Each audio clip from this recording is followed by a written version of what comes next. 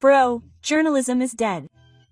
No one tells the truth. But you see, 400,000 people gathered. It's not a small enough crowd to ignore. It can be ignored. Because this country is now a society. Hello, this is Moko. On August 6, 2025, 400,000 citizens gathered at Gagyeolmin Square.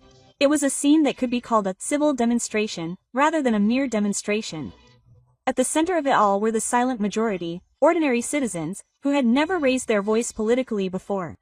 The despair of young people due to the economic collapse, the decline of the middle class, suspicion of the Lee Jae-in administration, and the loss of trust in society as a whole are all converging to shake the entire country. This time, we'll be talking about a Korean man who stands in the midst of this chaos. Please watch until the end to learn about the reality and future that Korea faces. My name is Ya. I was born in Seoul and have never left the city. A true city boy. Seoul has an overwhelming presence in Korea, but something is a little strange about it right now. That day, I was standing in Gyeonggo Square. August 6, 2025. Rumors had been circulating on the news and social media since the morning that something was going to happen in Seoul that day, but I never imagined I would be caught up in the vortex. I had no job and I felt suffocated just staying at home, so I just headed there. The moment I arrived at the square, I gasped at the sight of the waves of people spreading out before me. I later learned the number was 400,000, but if I had to describe the scene at that time, it would be like an ocean. There was no voice or singing, just silence. Just silence, but the weight of that silence was so overwhelming that it felt like it was gripping my heart. Sitting next to me was my college friend, Miss. We had met by chance. Were you there out of kindness? I guess you couldn't hold back either. No, I don't really know. I just couldn't stand it anymore. I heard that Min Soo had failed his job search and was now working as a temporary worker. It wasn't just him. When I looked at the faces of the young people around me, they all had similar tired expressions. Their eyes were devoid of hope. I was no different. I graduated from university and got a job at a decent company, but my salary hasn't increased. I can't see a future. I can't even afford to send money to my parents anymore. Someone from the army spoke in a small voice. I couldn't believe it. It was just one person's words, but for some reason, it felt like they permeated the entire square. The same words were swirling around in my heart. The economic collapse wasn't sudden. It had been gradually tightening our lives for the past few years. The employment rate for young people has been increasing, and even those who go to university have no jobs. My sister graduated from university, but she's still working part-time at a cafe. Bro, was there any point in me going to university? There's no future in Korea anymore. Don't say things like that. I'll figure it out somehow. Even though I said that, I knew deep down that it wouldn't. Even the middle class is in tatters. My uncle, who was self-employed, finally closed his shop last year. The government says the minimum wage has gone up, but in reality, prices have risen many times faster, and he can no longer keep his shop afloat. You're still young, so you can escape, but it's too late for me. Korea is finished. Hearing such words made my chest turn cold. No one believed in Lee Jae-min's campaign promises. At first, some people expected him to be on the side of the common people, but in the end, he never did anything. It's not that he didn't do anything, but rather that he couldn't. The economy, politics, and society are all intertwined and in a mess. What was particularly decisive was what the Minister of Labor said in July. The reason young people can't get food is because they aren't trying hard enough.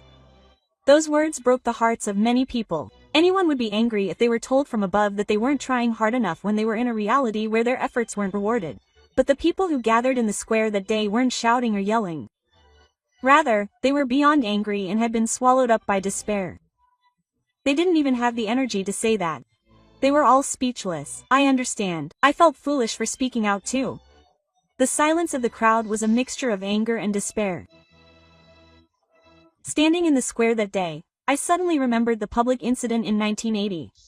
That tragedy I learned about in my textbooks. At the time the military oppressed citizens and many people were killed.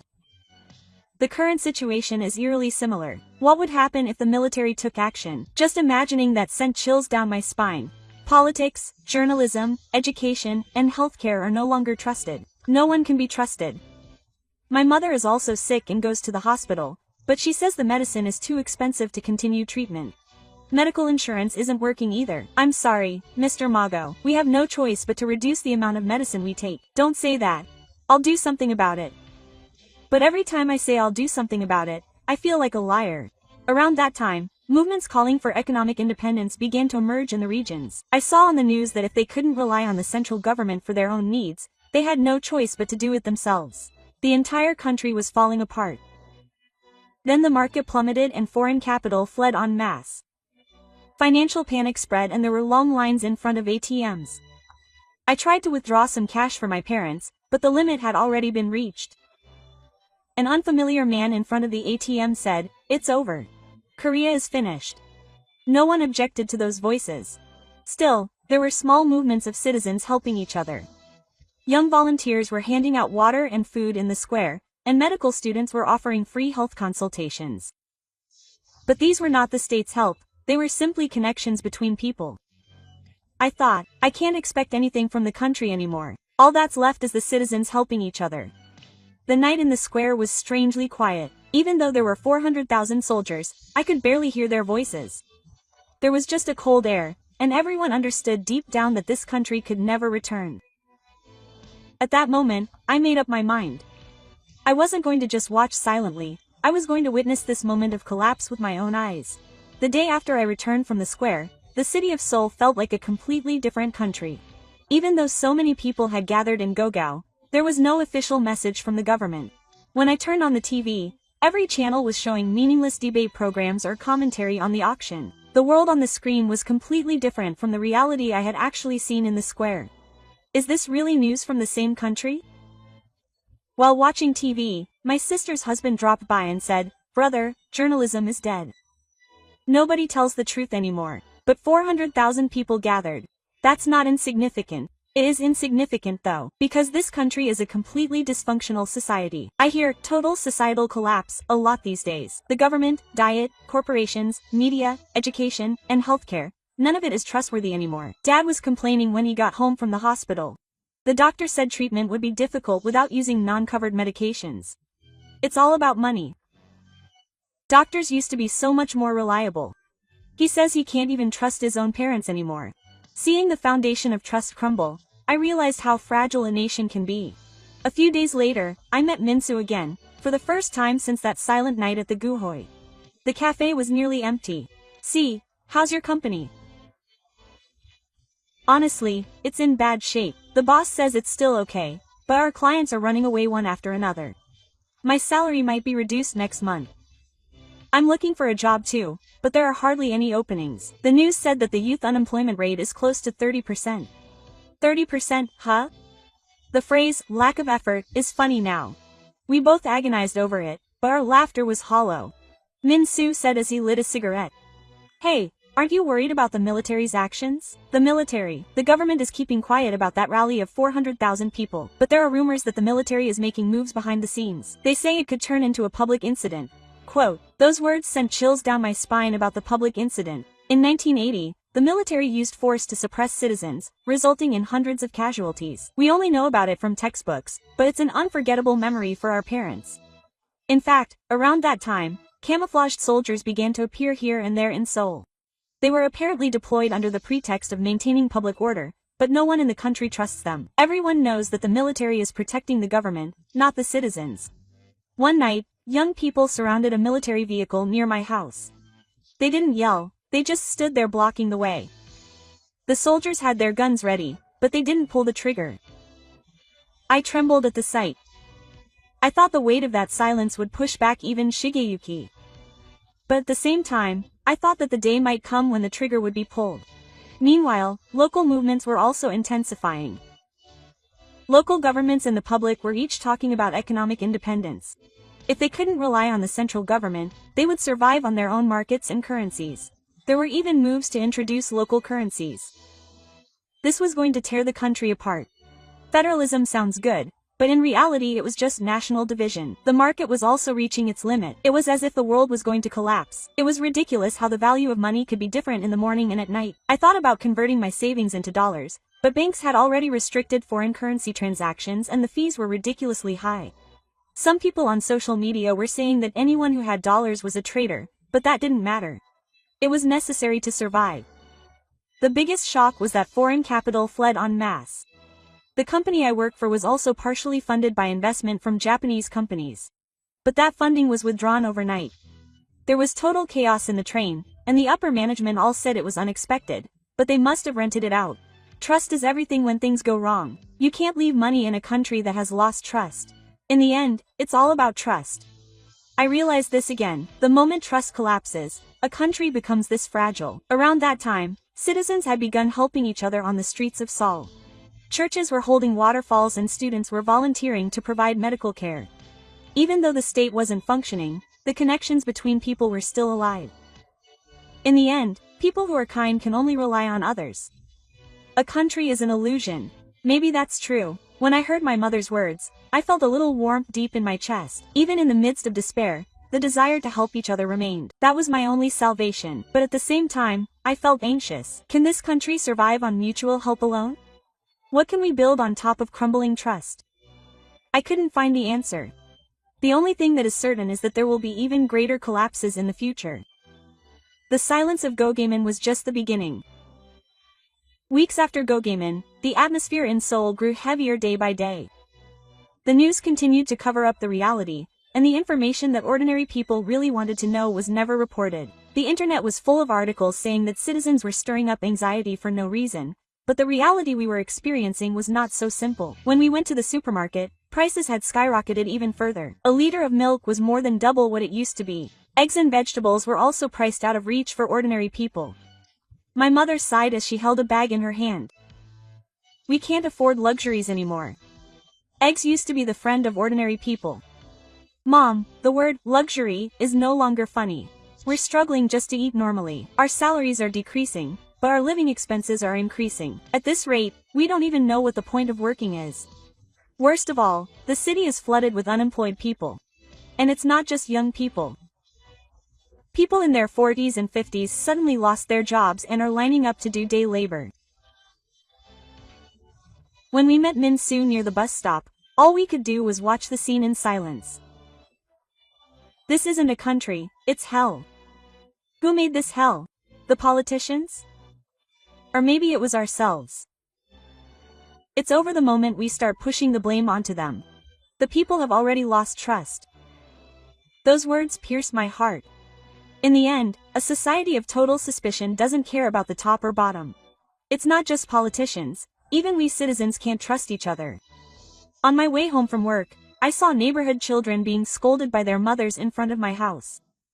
Study hard. You have no future if you don't go to college. That's a lie. My brother graduated from college but still has no job. My heart ached at that moment. This is a country that makes even children say they have no future. Education has lost its meaning. Honestly, I don't even understand the meaning of going to college anymore. My sister's husband was at his limit too. Brother, you don't have to live in Korea anymore. I want to go to Canada or anywhere else to work. Are you saying that too? After all, this country has betrayed us. Tears welled up in my husband's eyes. Those tears were more of disappointment than regret. Meanwhile, politics had completely stopped functioning. Even when he appeared in public, Lee Ji-oh would only repeat cliches and overcome difficulties with the people. No one listened to those empty words. On social media, he was sarcastically called the president who does nothing. Since the appearance of the Minister of Labor in July, expectations for the government have been completely zero. Every time a bureaucrat's face appears on TV, people throw their hands at Lim Kong. And my company was finally forced to make a big decision. Investments from Japan and the United States were withdrawn, and our cash flow worsened. The moment the executive gathered the employees and said the words, employee crisis, the conference room fell silent. My heart almost stopped. He must be joking. But he wasn't. Seeing my colleagues' faces turn pale, I knew for sure. This is no longer a problem for the company alone, but the collapse of the entire country. I called Miss at night. What would you do if you were fired? What would you do? You just have to survive. But honestly, I can't think about the future. Me too. Why was I born in a country like this? If I say that, it's all over. I couldn't sleep after hanging up the phone. The ambulance siren could be heard outside the window. All I could hear outside the window was the ambulance siren. I heard rumors that bankruptcies and insolvencies were happening one after another in the neighborhood. When I went to the ATM the next day, I could hardly withdraw any cash. The financial panic was real. There was a long line in front of the bank, and among them were old people crying and men yelling. This country was finished, but strangely enough, in addition to despair, a small glimmer of hope also appeared at the same time. Citizens shared food with each other in the squares and on the street corners, volunteers helped children with their studies, and even though the state did nothing, connections between people remained.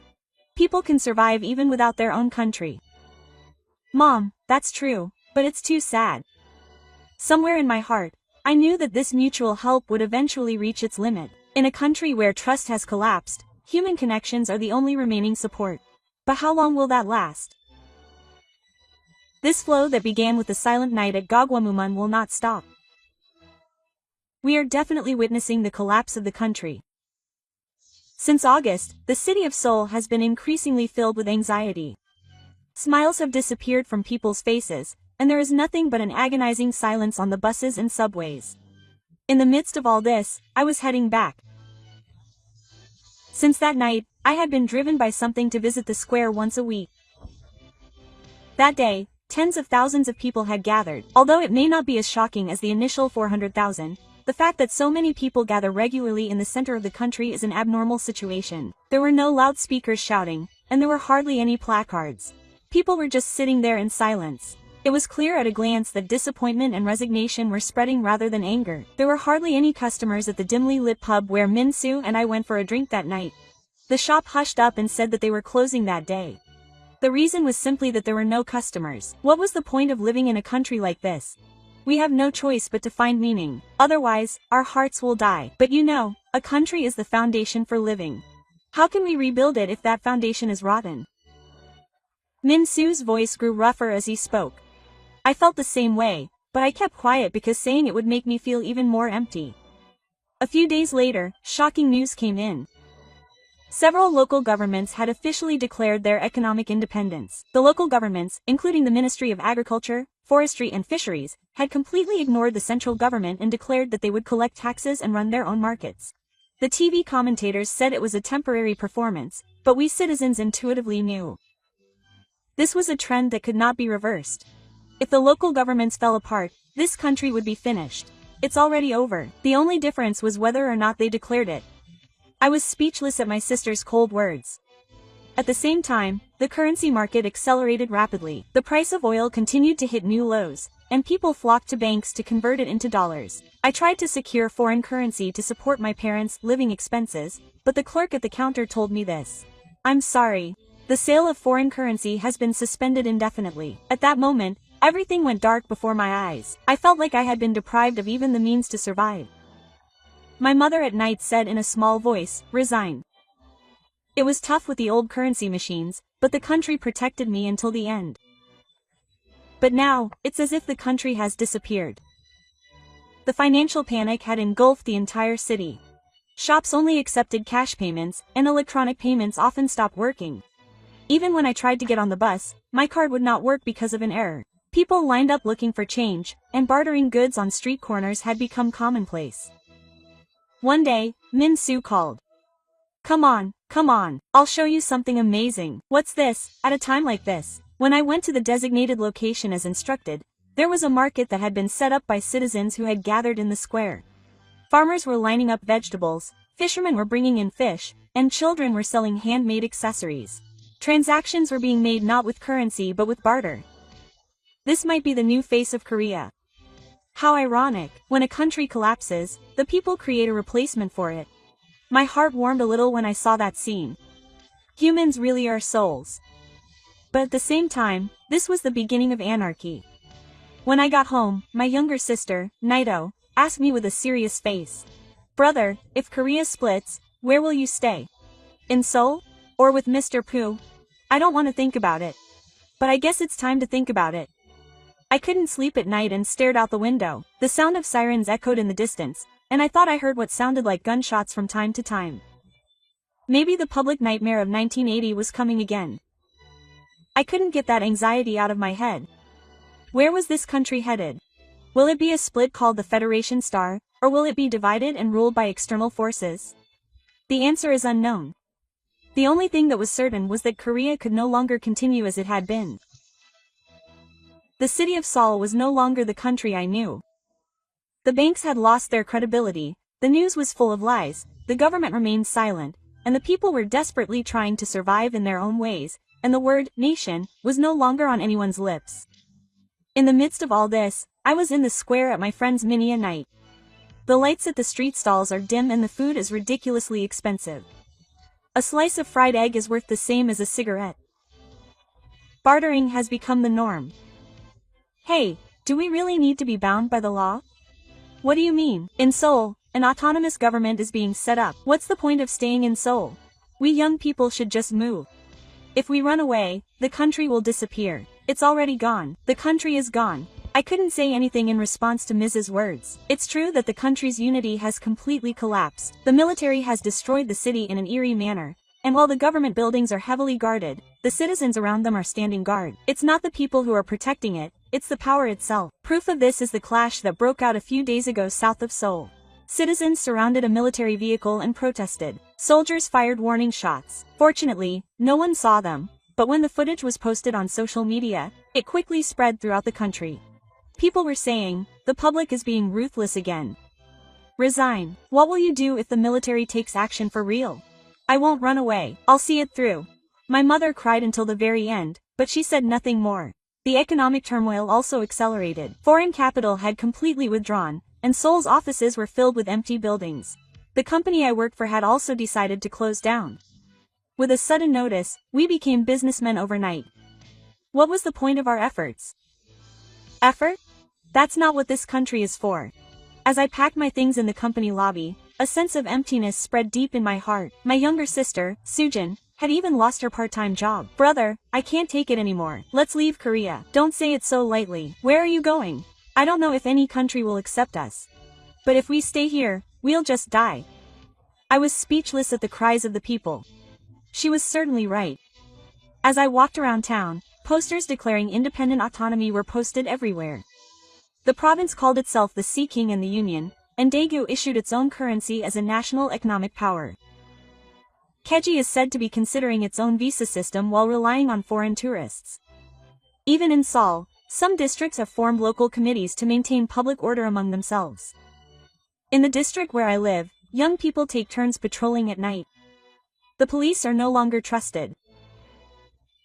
Albin and I also joined the patrol, walking through the town with young people carrying bats in the cold night wind. I wonder what will really happen to this country, Ya-san. I don't know, but one thing is certain.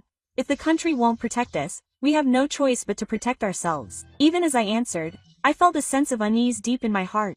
It is the country's role for us citizens to take up arms and protect our town. A country that abandons that is no longer a country.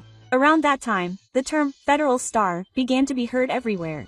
Rumors spread that the remnants of the government were trying to maintain the system under the name of the Federal Republic of Korea. But the people's reaction was apologetic. It was just a scam with a different name. In the end, it was just the corrupt people in the center. I thought so too. Reimagining the country, sounds good, but in the end it only ends up with those in power clinging to their chairs. Meanwhile, the shadow of foreign influences was beginning to loom. None of the countries, including the US, China, Japan, and Russia, had intervened directly, but rumors persisted that each was trying to strengthen their influence behind the scenes. If a single external power began to divide and rule, this country would disappear completely from the map. Hey, has South Korea really fallen this far? Rather than falling, it seems like it destroyed itself. What will be left after that destruction? We don't know. But we have no choice but to live with the answer. I remember the silence of 400,000 people standing in the square at night. The collapse that began then is now clear to everyone. There's no turning back now. And then I thought, perhaps this collapse itself is the foundation for the birth of something new. But no one yet knew whether that something new was hope or further despair. The sound of helicopters echoed through the sky over Seoul. No one could tell whether they were from the military or the police. People just looked up at the sky, indifferent. I wouldn't be surprised by anything that happened anymore. An air of resignation enveloped the town. I was walking towards the square. I naturally headed there. It was more like a feeling that I had to see it through to the end than something I was looking for. Ever since that silent night in Gyeonggu, I had been witnessing the collapse of the country with my own eyes. Tens of thousands of people had gathered in the square again. It was surprisingly quiet, with people just sitting and staring at the sky. Young and old, women and men, students, office workers, mothers and children. Everyone was silent, but deep down they were all thinking the same thing. They couldn't rely on the state anymore. The woman sitting next to me muttered, "The only person you can trust is the person next to you." That's right. The regions nodded in agreement and began to pursue their own paths even more. Pusa effectively called itself the Republic of the People and introduced its own independent policies. Tega was also moving towards independence, and there were even rumors that Cheji had begun negotiating directly with foreign countries. The authority of the central government had now collapsed, and Seoul had become nothing more than a town that had once been the capital. My sister had finally decided to go abroad. She was planning to escape and seek help from an acquaintance living in Canada. "Why don't you come with me, Hung? There's no future if you stay here." "I'll stay. If I run away, I'll be throwing everything away. But it'll be meaningless if Hung breaks down too." Seeing people's tears tightened my chest. But I chose to stay. I wanted to witness the moment the country collapsed with my own eyes. Around that time, organizations calling themselves autonomous were beginning to appear in Seoul. Citizens tried to maintain public order, distribute supplies, and even take on education. In a sense, it was the beginning of a reimagining of the country. But it was more of a collection of small joint forces than a nation. I was drinking with Min Soo at night. "Do you still believe in Korea, G?" "It's not that I believe, I just want to see. How will a country with broken trust end? It might just end. There might be no rebirth. But it's still worth watching." We both laughed. But that laugh was just to hide our tears. In the outside world, debates had begun about how to deal with Korea. America wanted military stability, China wanted economic influence, and Japan was concerned but prioritized border security. Russia was trying to expand its influence amid the chaos. It was as if they were discussing who would take over the country of South Korea. Even so, the citizens continued to live desperately. They provided soup kitchens, traded goods, and watched over the community. Even if the country disappears, the people remain. Watching them, I thought to myself, perhaps the country was an illusion from the beginning, nothing more than a collective body of trust. The country collapsed because trust had collapsed. But the small trust between people still survives. The night breeze in the square was cold. I could hear singing in the distance. Someone was humming a soft song. The song slowly spread through the crowd, and eventually everyone joined in. It was a song filled with neither anger nor despair, but simply a desire to move on. I couldn't stop crying as I listened to the voices. No matter what happens to this country, I will never forget this moment. I have this in my heart. Whether the country splits, falls into anarchy, or is ruled by external forces, here is proof that the citizens of South Korea lived. I will continue to witness that proof with my own eyes. What did you think? The silence of 400,000 people gathered at the elevated Gate Square in August 2025 was a symbol of the complete collapse of trust in the nation of South Korea. Youth unemployment, the decline of the middle class, government inaction, and overall social distrust piled up, and the nation lost its ability to govern. Eventually, with local declarations of independence, the collapse of the currency, and the exodus of foreign capital, South Korea gradually began to fragment. Even so, the people supported each other and tried to build small communities. No one knows what the future holds for the country. The only certainty is the reality that a nation that loses its foundation of trust can easily collapse. Please let us know your thoughts and opinions in the comments. Thank you for watching until the end. See you in the next video. What's wrong, Mina-chan? Are you hungry? My stomach hurts because I didn't eat anything last night. Hi, everyone. It's Boko. South Korea is currently facing an unbelievable reality as a developed country. In this country, once called the Miracle of Asia, more than 230,000 households had their electricity and water cut off in the second quarter of 2025 alone, and about 6% of urban households were left without their lifeline at one point. The impact of rising prices, cuts in government subsidies, and the disappearance of the middle class has spread to education, healthcare, and the future of young people. This is the story of a female graduate student living in such a chaotic era. Please watch until the end. My name is 25 years old and I am a graduate student in the Faculty of Education. I live in a one-room apartment on the outskirts of Seoul. The only thing keeping me from living here is the cheap rent, and at night the walls are so thin that I can hear the coughing in the next room. To be honest, I don't like this kind of light. But I have endured it all this time because I thought it was for the sake of my dream. My desire to become a teacher was inspired by my homeroom teacher in high school. No matter how hard things were, he always smiled in front of his students. I still can't forget how he believed that education had the power to change society. I wanted to be like that too. But I feel like society is now trying to cut off people like me. One morning in May 2025, I woke up to a pitch-black room. I checked the clock and it was 8 a.m. Why aren't the lights on in the room? Is it the circuit breaker? I thought so and checked, but everything was fine. The refrigerator light was also off. I had a bad feeling. I opened the power company's app on my smartphone and saw the words, "Supply cut due to prepayment." My heart pounded. My part-time job hadn't even started yet. I was only a few days late on my payment. Don't mess with me. Seriously? I worked 3 nights a week at a convenience store and somehow make ends meet. But recently the number of customers has decreased and my shifts have been cut. I heard that the minimum wage went up in the spring, but in reality, it's just that labor costs have been cut, leaving fewer jobs for young people. I had no choice but to turn on the water. I figured I'd just wash my face, go to university, and finish my report in the library, but the water didn't even come out. That can't be right. I got chills. I never thought it would get to this point with both the electricity and water cut off. No, stay calm. I can just use the university restrooms. I can just eat with my friends and shower at the gym. I told myself things like that and convinced myself as I headed to university.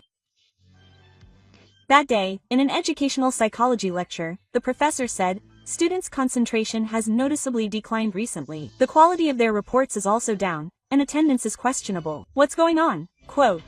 No one answered, but the classroom felt heavy. Everyone knew. The cause was obvious, their lifelines. How can they concentrate when their home electricity and water are unstable? Even for online businesses, it's a struggle, relying on a single smartphone, constantly worrying about battery life and internet outages.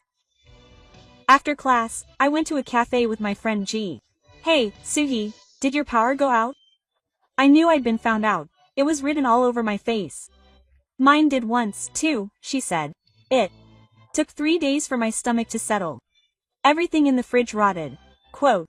"Mine too," I said. "Seriously?" "Yeah, I couldn't even wash my morning glories. I managed to brush my teeth with the remaining water in my water bottle." I took a sip after the heckler put his head down. This country is finished. It is finished. But is it okay to leave it like this?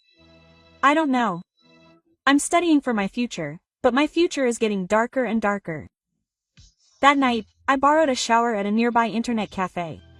While my smartphone was charging on the computer, I was browsing social media and saw that the water pressure was insane. The hashtag, "water pressure is insane." The hashtag, "we have no choice but to show our camouflage," was trending. An image of a billing office with over 200,000 bills. A young couple working together. A young couple working together. A single-minded office worker. Everyone's camouflage was up, and the comments were filled with anger and despair. But that's all. The government doesn't do anything. The news barely covers this. Universities have also stopped providing subsidies. Professors just say it's their fault for not studying. I opened my resume on the computer in front of me.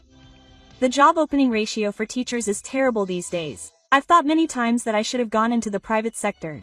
But even so, I want to speak confidently in front of the children. I want to be someone who can believe in something, even in a country like this. So I have no choice but to persevere. The next morning, I attended an educational support seminar held at the university. The theme was educational disparities and their social impact. Some data was introduced during the seminar.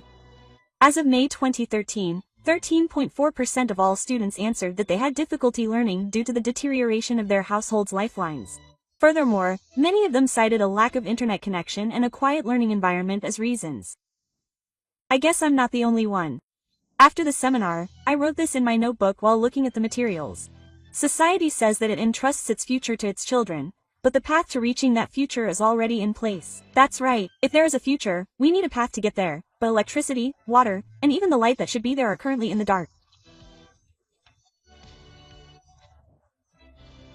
On the first day of my teaching practice, I take the subway to Takagai Elementary School. It's 7 a.m. and the sun hasn't fully risen yet, and the gray sky has only 8% battery left. The electricity didn't come on last night either, so I couldn't charge it. But I absolutely can't be late today. I want to become a teacher. I didn't know if I would ever get used to it, but I wanted to at least see how the children were doing now. I thought it might be my last chance to learn what education is like these days. When I arrived at school, I was greeted by the homeroom teacher of class 1 to 2. "Hey, Sugi, I know this is a tough time, but but I'm counting on you. I'm counting on you too. Quote. After the morning greetings, the 30 children entered the classroom and all looked at me at once. Some were bright and energetic, while others looked sleepy, absent-minded, and clearly unhappy.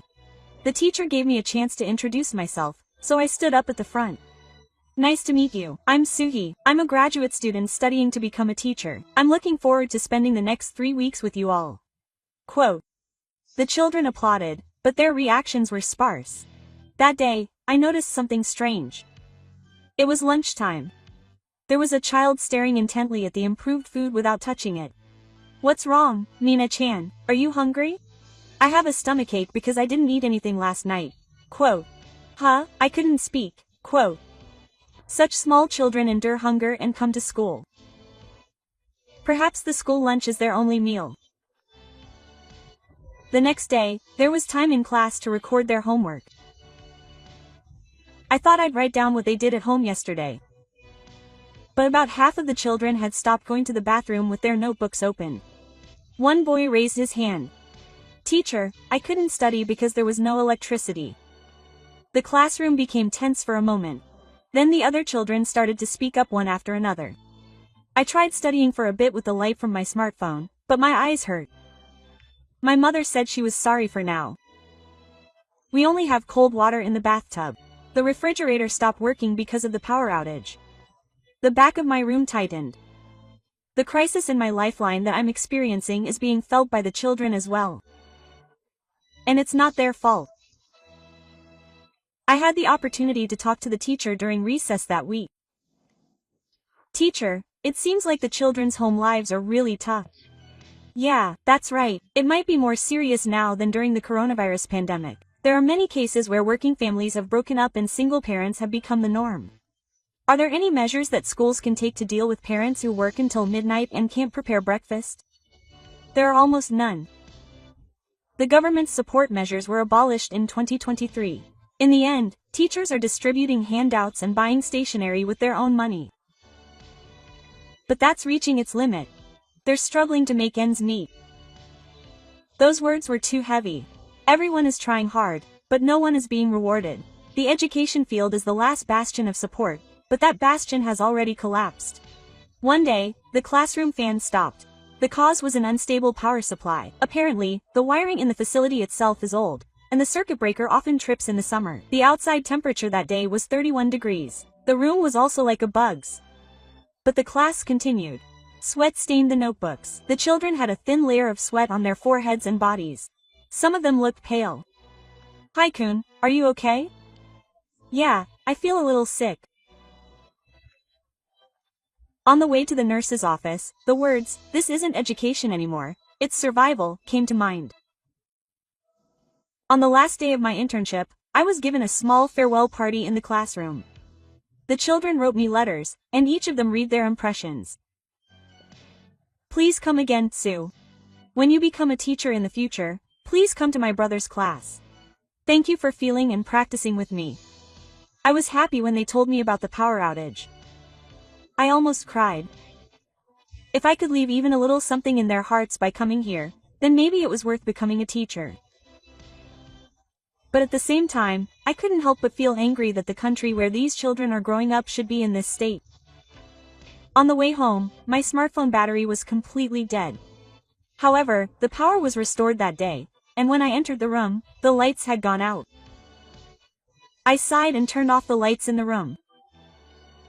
It was a waste to use them, and I was back in the darkness. But it's scary that this has become the norm. If I can't change this reality, then what's the point of me becoming a teacher? But the letters those children gave me today were the only warmest light in this pitch-black room. I'm standing in the square in front of Seoul National University now. I'm holding a placard that says, "Protect Education." Next to me were hecklers, and beyond them were my fellow university students. Everyone's faces were gloomy from lack of sleep and fatigue, but their eyes were shining. Banners swaying in the spring breeze proclaiming the reinstatement of student support, business exemptions, corruption subsidies, and guarantees for living infrastructure. No, the wind was so cold that it didn't feel like spring, but this protest rally was started by Yusuke from the Faculty of Education, who called for it on social media. It all started with last week's news. The government had officially announced that it would be difficult to reintroduce the learning support system. And the reason was finances.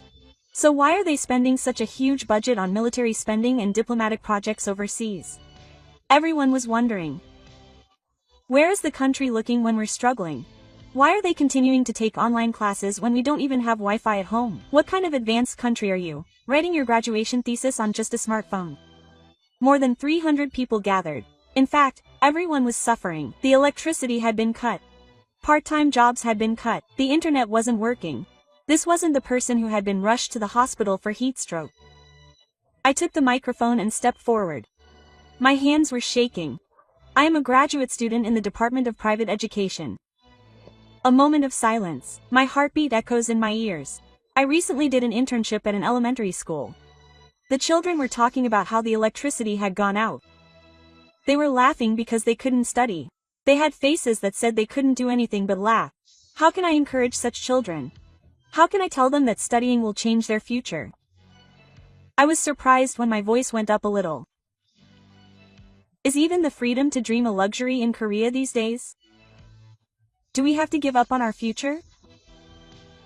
Applause broke out. Ya was laughing while crying. He's gone. He's gone. But that was only for a moment. Less than 30 minutes later, several police vehicles arrived. There was a possibility that this was an illegal assembly during the nuclear age. A warning was issued to disperse immediately. The students had permission to gather. Why did they have to stop us? We were just making a statement. The police officers approached in a line with the students. The students were pushed and their placards were taken away. The students were pushed and their placards were taken away. The child who was holding the smartphone and recording was stopped, and a small scuffle broke out. Sufu stood up abruptly. Stop it. This is a legitimate lecture. You are obstructing the passage. Disperse. You are the ones obstructing the passage. What are we doing? We are just asking for help. At that moment, the placard that was being pushed fell to the ground and was stepped on. The words "Protect Education" were smudged with mud. The rally was forcibly dispersed. The live broadcast went viral on SNS, and "Protect Education" became a trending topic. But the news only mentioned it for a few seconds.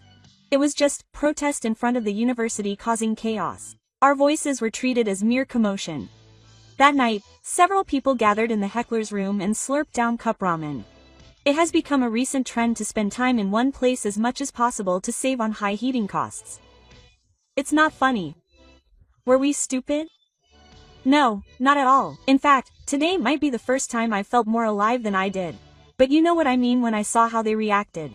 To truly return to this country, voice alone is not enough. Yeah.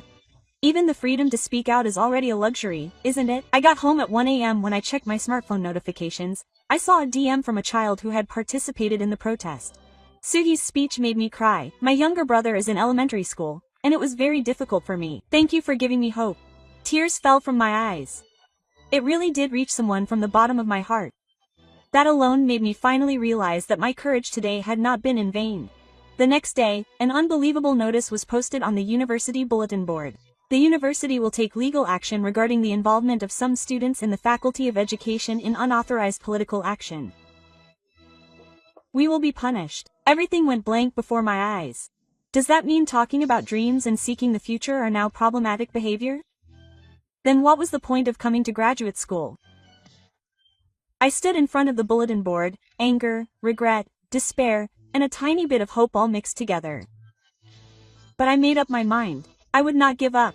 Today I finally understood that no matter how much I am trampled on, no matter how much my voice is drowned out, the light of education must never be extinguished in this country. This is just a punishment game. I was summoned to the university's student counseling office. The reason was to be questioned about behavior that damaged the university's reputation. The warning on the bulletin board yesterday was true. The male staff member who answered the phone spoke to me in an overly polite manner. But there was an air of, "Take it easy," in his words. Your actions have been picked up by the media and are a problem that affects the university's image. But we haven't done anything wrong. Who is in trouble is more important than whether it's right or wrong. Yes, there it is, the higher-ups in power. The mood of the higher-ups is not something that takes priority over our voices. After leaving the counseling office, I studied with IG and met up with him for a chat at a cafe on the edge of campus. To be honest, I don't think there's any point in aiming to be a teacher in this country anymore. It's not about whether it's meaningful or not, I'm aiming to be one. Wow, are you serious? But you know, I can't help but think, what's the point of being the first one to give up when I'm teaching my children to have dreams? That's not fair. I almost started crying. That night, the lights came on in my house for the first time in a while. I had just barely paid the electricity bill, but the water supply was still unstable. The water in the shower would suddenly stop, so I was nervous every time I took a shower. My smartphone rang. Cue mother, a student volunteer for the Board of Education's Regional Support Project. When I looked at the details, it said it was an educational volunteer position at a local learning support center. There would be no subsidy, but I would receive credits as practical experience, so it wouldn't be paid directly. But my gut told me that I had to do it. 2 weeks later, I was in a small town. I took a train and then a bus for over an hour. The roads were poorly paved, the bus stop was overgrown with weeds, and even the convenience store was a 20-minute walk away. But the learning center was more solid than I had expected. It was shabby, but it had proper desks and a blackboard, and Wi-Fi. That's where I met 10-year-old So-young. Nice to meet you. You're really a teacher. It's true. I feel like an apprentice teacher now. At first, Sound was very shy. But gradually, she warmed up to me and began looking forward to my visits. One day during class, Sound said this. We don't even have a TV. My mom said that the days when Teacher Sue comes are the best days of the week. It made my heart flutter. I just come and teach them how to write in my notebook, but that makes it a good day. Sound, I'm also the happiest when I see you. That night, when we had dinner with the staff at the center, she said, it's really helpful to have young people here. Recently, many young people in Korea have become disappointed with their country and are leaving. Honestly, I understand how they feel, but in the end, that just means that this country is no good, so let's abandon it. But it's hard to stay. But if someone who stays doesn't light a fire, everything will be dark. On the last day of the week, we had time to talk to the children about their dreams for the future. What do you all want to be when you grow up? After various voices were raised, Sun raised his hand. I want to be like my teacher. The classroom became a little quiet, and I quickly laughed to cover it up. Huh, Teacher Sugi has it tough. The electricity goes out and the bath is lukewarm. Huh, no, but she's cool. Is she cool? On the bus ride home, I suddenly thought as I looked at my face reflected in the window. I'm trying to change from being on the receiving end of light to being on the giving end. That's what a teacher's job is. Even if the lights in my room don't go out, if I can light up someone's heart, that's surely worth living. The day I returned to Seoul, I received a call from a university professor. Susan, would you like to speak as a student representative at the next education forum? What, me? My report from my internship and my stance on protests have been highly praised. I was even recommended by the Board of Education as someone who can convey the voices of the field. I couldn't believe it. I thought I might be punished by the university for speaking out. I never thought I'd be speaking as a representative this time. When I got home, there was a bill in the mailbox. It was a little higher than the water supply stand. But I said I wouldn't panic anymore. Song taught me that hope isn't just about electricity and water, so I'll be the one to light the way. So that children won't lose the freedom to talk about their dreams.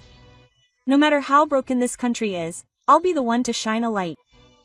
I feel like I've finally said that's why I became a teacher. Education Forum 2025. Developing Human Resources to Create the Future and Rebuilding Social Infrastructure. This long title was the theme of this year's National Education Forum. The event was held at a convention hall in the center of Seoul. Participants included educators, bureaucrats, and lawmakers from all over the country, as well as a small number of student representatives. I stood on this stage as one of them. My legs were shaking, but my mind was made up. I had been given a draft of my speech in advance, but I had no intention of reading it. The words I had to say now weren't some prepared text. They had to be our true feelings, or they would be meaningless. Now, let's hear from the student representative.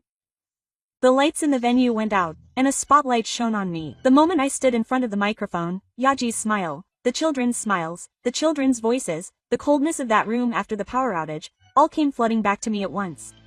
Hello, I'm a graduate student in the Faculty of Education. My voice trembled a little when I first said this, but I looked straight ahead. I want to believe in the future, so I'm aiming to become a teacher. However, even the path to that future is becoming increasingly difficult in Korea today.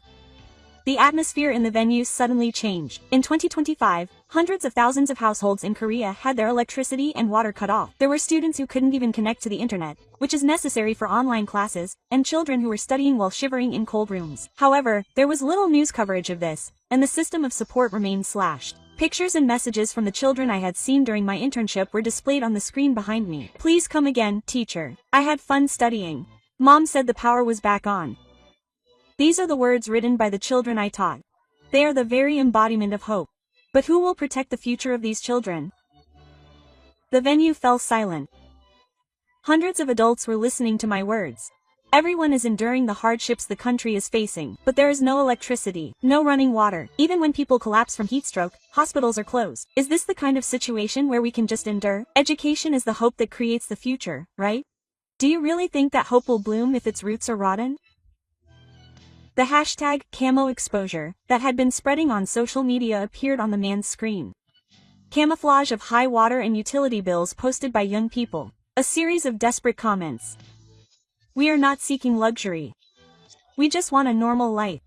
We just want the luxury to talk about the future. The luxury to talk about the future. How can we send our children into a society where that is considered selfish? My eyes landed on the superintendent of education, who was sitting in the front row from the men's area. He had a clearly troubled look on his face. At that moment, I took another step forward. I didn't come here today to ask for something. I came to make an appeal. If we don't create a society where children can have dreams, no one else will. There was a moment of silence. Then applause erupted from somewhere. The applause gradually spread throughout the venue. Some people stood up, some had tears in their eyes. And the number of viewers of the live stream on SNS was skyrocketing. When I returned to the waiting room, my smartphone was still ringing. There was a message from my family. Suhee, you really did it. I seriously cried. It was heartwarming to watch from here. Suyeon-chan must be happy too. That night, I turned on the light alone and quietly opened my notebook. The reason I became a teacher, what I want to protect, what I want to entrust to the future. When I wrote it down, I couldn't stop crying. But they weren't tears of sadness. I felt like I had finally found the meaning of life. The next day, I received a call from the university administration. Your actions are the pride of the university. We would like to request that you participate in future meetings and discussions with the government as a student representative. The situation changed suddenly, but nothing had changed inside me. I had just wanted to make my voice heard all along. As I looked out the window of my room at night at the city lights, I thought to myself, if there is still hope in this country, it must be a light that someone who believes in it kept on burning. And I remembered that small town once more. Soyeon, who smiled at me. That moment when she told me she wanted to be a teacher, that smile. I will raise my voice in this country tomorrow to pass on that smile to the next person. And I finally became a teacher. The place where I went to school was an elementary school in a small town.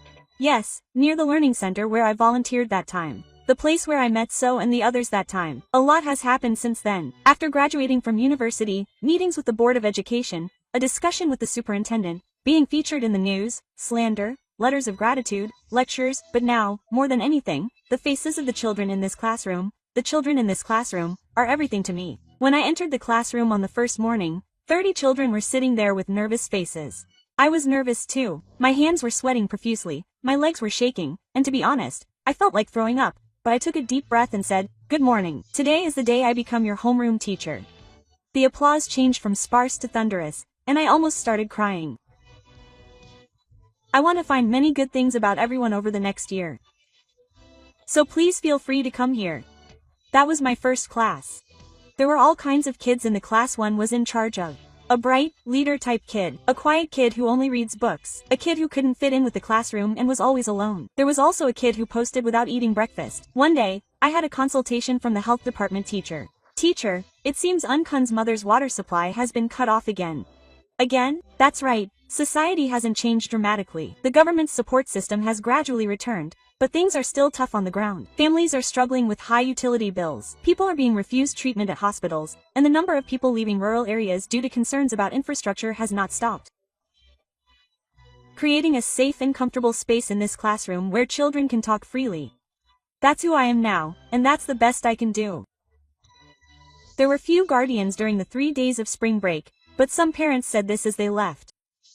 The teacher's child has been coming home looking happy lately. Your children have been coming home happily lately. My child has started doing his meals and homework properly. He said he started teaching me because you told him to, and every word he said filled my heart.